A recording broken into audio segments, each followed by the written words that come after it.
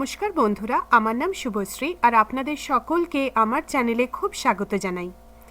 আজকে আপনাদের সঙ্গে শেয়ার করব চিচিঙ্গের একটি দারুণ টেস্টি রেসিপি, চিংড়ি দিয়ে চিচিঙ্গের তরকারি।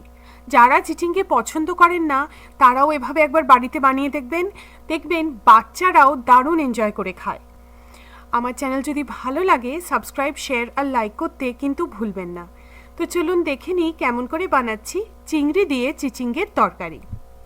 চিংড়ি মাছ দিয়ে চিচিঙ্গে বানানোর জন্য এখানে আমি নিয়ে নিয়েছি 700 গ্রাম চিচিঙ্গে। আমি চিচিঙ্গেগুলোর খোসা ছাড়িয়ে ভালো করে ধুয়ে নিয়েছি। তারপর এরকম গোল গোল শেপে আমি চিচিঙ্গেগুলোকে কেটে নিয়েছি।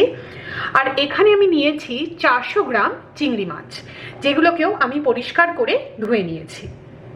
চিংড়ি মাছগুলোকে আমি প্রথমে ম্যারিনেট করে নিচ্ছি। দিয়ে দিচ্ছি সামান্য একটু হলুদ গুঁড়ো, তার সাথে দিচ্ছি সামান্য একটু নুন। এবারে চিংড়ি মাছগুলোকে এই হলুদ গুঁড়ো আর নুন দিয়ে আমরা ভালো করে মেখে নেব। প্রথমে আমরা চিংড়ি মাছগুলোকে ভেজে নেব। তার জন্য আমি দিয়ে দিচ্ছি 2 টেবিল চামচ সর্ষের তেল। আপনারা চাইলে সাদা তেলেও এই রান্নাটা করতে পারেন। তেলটাকে ভালো করে গরম করে নেব। তেলটা গরম হয়ে গেছে, এর মধ্যে এবারে আমরা ম্যারিনেট করা চিংড়ি মাছগুলোকে দিয়ে দেবো। চিংড়ি মাছগুলোকে মিডিয়াম হাই ফ্লেমে আমরা 2-3 মিনিট ভেজে নেব। চিংড়ি মাছগুলোকে ভালো করে ভেজে নিয়েছি। এবারে একটা পাত্রতে এই ভাজা চিংড়ি মাছগুলোকে আমরা তুলে রাখবো। চিংড়ি মাছ দিয়ে চিচিঙ্গের তরকারি বানানোর জন্য আমরা একটা মশলা প্রথম বানিয়ে নেব। একটা পাত্রতে আমি দিয়ে দিচ্ছি 1/2 চা চামচ হলুদ গুঁড়ো, তার সাথে দিচ্ছি 1.5 চা চামচ লঙ্কা গুঁড়ো, আর দিচ্ছি 1 চা চামচ ধনে গুঁড়ো। এবারে আমরা এর মধ্যে সামান্য একটু জল দিয়ে একটা পেস্ট বানিয়ে নেব। যে তেলে আমরা চিংড়ি মাছটা ভেজেছিলাম সেখানে সামান্য একটু তেল বাকি রয়ে গেছে। তার সাথে আমি দিয়ে দিচ্ছি আরও 2 টেবিল চামচ সর্ষের তেল। তেলটাকে ভালো করে গরম করে নেব। তেলটা গরম হয়ে গেছে, এর মধ্যে দিয়ে দিচ্ছি 1 চা চামচ কালো জিরে।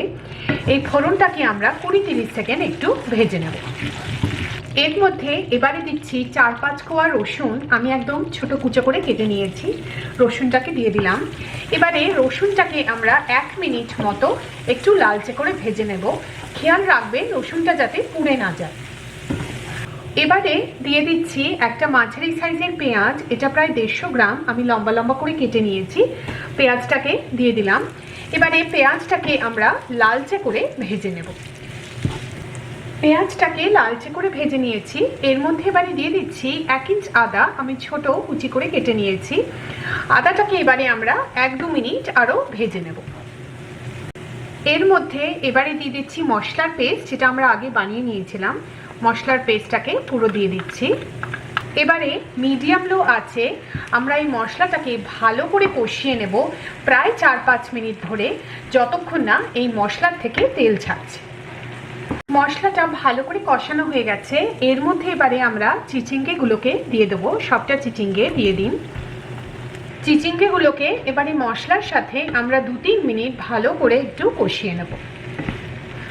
এর মধ্যে এবারে দিয়ে দেব নুন স্বাদ মতো। সবকিছু একবার ভালো করে আমরা মিশিয়ে নেব। এবারে ঢাকা দিয়ে মিডিয়াম আঁচে আমরা চিচিঙ্গেটাকে 6-7 মিনিট রান্না হতে দেব। মাঝে মাঝে ঢাকাটাকে খুলে সবকিছু একটু নাড়িয়ে দেবেন। প্রায় 7 মিনিট হয়ে গেছে, চিচিঙ্গেটা অনেকটাই আমাদের সেদ্ধ হয়ে গেছে। এর মধ্যে এবারে ভেজে নেওয়া চিংড়ি মাছগুলো সব দিয়ে দিচ্ছি। 3টে কাঁচা লঙ্কা আমি মাঝখান দিয়ে চিড়ে নিয়েছি। তার সাথে আমি দিচ্ছি বেশ কিছু ধনেপাতা কুচি। সব কিছু ভালো করে মিশিয়ে নেব। এবারে আবার ঢাকা দিয়ে আমরা চিংড়ি মাছ আর চিচিঙ্গেগুলোকে পুরোপুরি সেদ্ধ হতে দেব। আমি কোনো জল অ্যাড করছি না। আপনাদের যদি মনে হয় খুব ড্রাই হয়ে যাচ্ছে তাহলে সামান্য একটু জল অ্যাড করতে পারেন। আর মাঝে মাঝে কিন্তু ঢাকাটা খুলে সব কিছু ভালো করে নাড়িয়ে দেবেন। চিচিঙ্গে আর চিংড়ি মাছ এখন পুরোপুরি সেদ্ধ হয়ে গেছে আর আমাদের চিংড়ি দিয়ে চিচিঙ্গের তরকারি একদম তৈরি। চিচিঙ্গে এভাবে একবার ট্রাই করে দেখবেন। রুটি, পরোটা, গরম ভাত যে কিছুর সাথে খেতে কিন্তু দারুণ টেস্টি হয়। আমার চ্যানেল ভালো লাগলে সাবস্ক্রাইব একবার নিশ্চয়ই করবেন।